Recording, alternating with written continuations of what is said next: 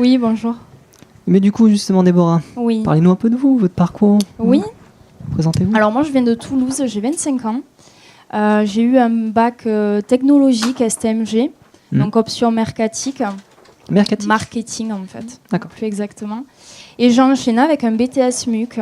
BTS MUC, c'est la continuité, ça reste dans la vente, le commerce. Et par là, dites-moi. Non, je voulais juste vous demander de préciser l'abréviation. Qu'est-ce que c'est, MUC ? MUC, pardon, excusez-moi. C'est Management des unités commerciales. D'accord. Voilà. Donc, par la suite, avec ce BTS, j'ai pu avoir une expérience en vente, donc 3 ans d'expérience, dans le prêt-à-porter principalement, plutôt haut de gamme. Et puis, au bout d'un moment, j'ai fait le tour. Et puis, la vente additionnelle, c'est quelque chose La vente additionnelle, c'est la force de vente. Vendre à tout prix. Et moi, ça ne m'intéressait pas, ça ne collait pas avec ma personne. Je voulais plus me diriger vers lui-même, le social. Et puis, j'ai entamé une reconversion. Donc, j'ai fait une formation projet pro, donc pour construire mon projet professionnel, parce que je savais le domaine, mais pas le métier. Donc, avec cette formation, j'ai pu effectuer des stages. Et ce qui est revenu, c'est conseillère en insertion professionnelle, justement.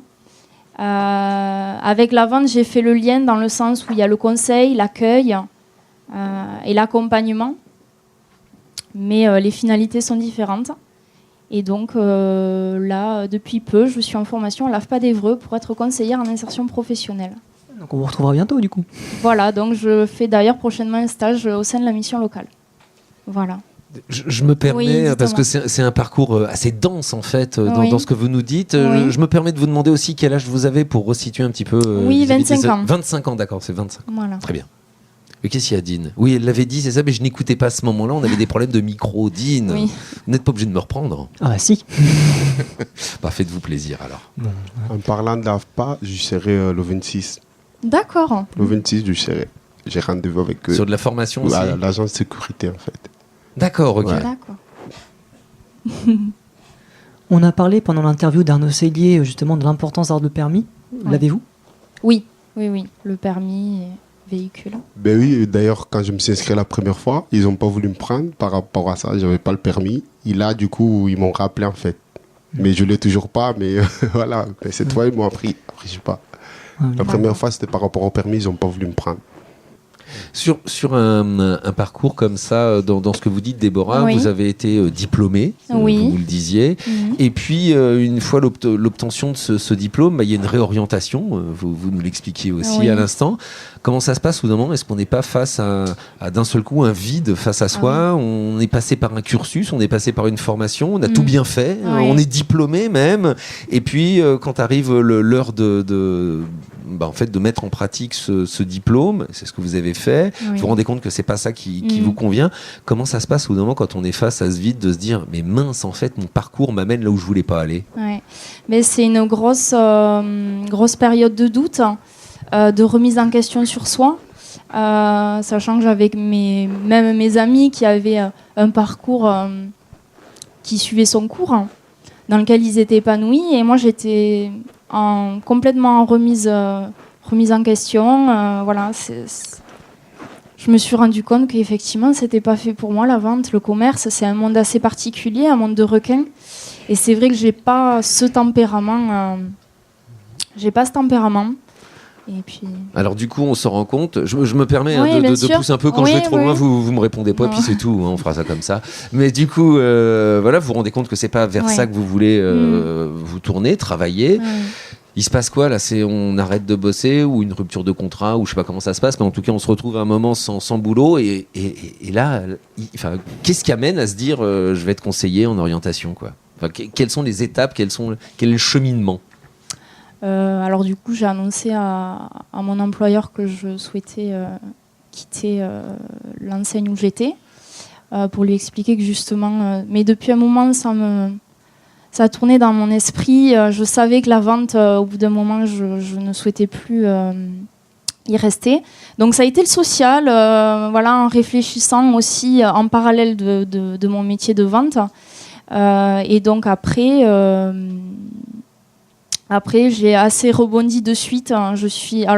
j'étais un petit peu perdue, je ne savais pas qui m'adresser pour pouvoir changer de voie. Et donc, j'ai été aiguillée par une conseillère en insertion professionnelle qui m'a redirigée vers une formation. Alors moi, c'était au sein de la MFR, la maison familiale urbaine, qui m'a permis de faire cette formation pour faire mes stages et m'aiguiller un petit peu vers le métier de conseillère en insertion professionnelle. Mais c'est vrai que c'est un métier qui revenait souvent. Je cherchais aussi des horaires fixes, mes week-ends, et voilà. Voilà, et donc c'est à travers tout ça que vous êtes arrivé à cette conclusion-là. Oui, à cette conclusion-là. Oui. Et les stages aussi. Ouais. Oui, puis la question des stages. La question de l'autonomie financière, enfin de l'autonomie dans la vie, se pose au bout d'un moment. Bien sûr.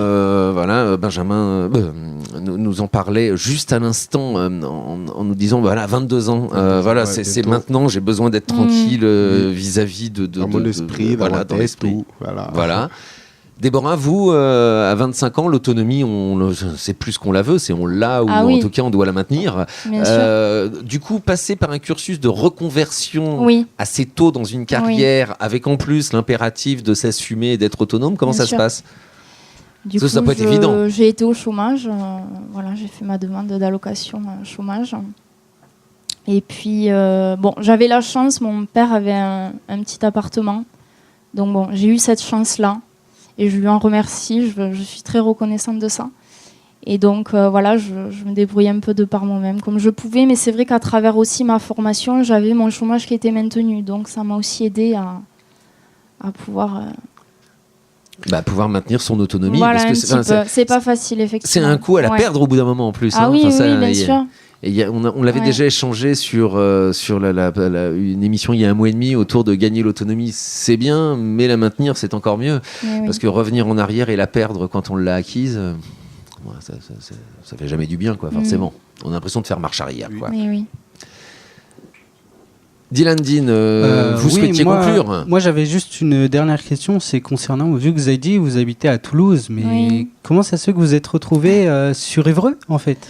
Et parce que j'ai rejoint mon compagnon qui a trouvé du travail ici, donc je suis venue le rejoindre. Donc ça a été encore plus déstabilisant pour moi parce que c'était changer de région et faire ma reconversion, chercher une formation.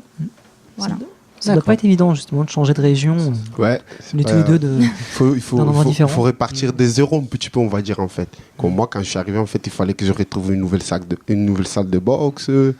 Voilà, de nouveaux amis, on va dire entre guillemets. Voilà, c'est. Retrouver ses repères. Oui, c'est ça, exactement. C'est difficile de retrouver ses repères. Pour moi, ça va parce que je suis quelqu'un je suis sociable en fait. J'arrive à m'adapter en fait. Je m'adapte et du coup, pour moi, ça va, ça se passe très bien dans mon cas. Déborah, c'était une difficulté pour vous, ça, le refaire des repères ? Ça allait, franchement, j'ai réussi à rebondir. Je suis allée directement à la mission locale parce que j'avais ce projet de formation. Mais si vraiment je ne la trouvais pas, rebondir sur autre chose. Donc avec l'aide de Monsieur Guettier, qui m'a bien aidée sur mon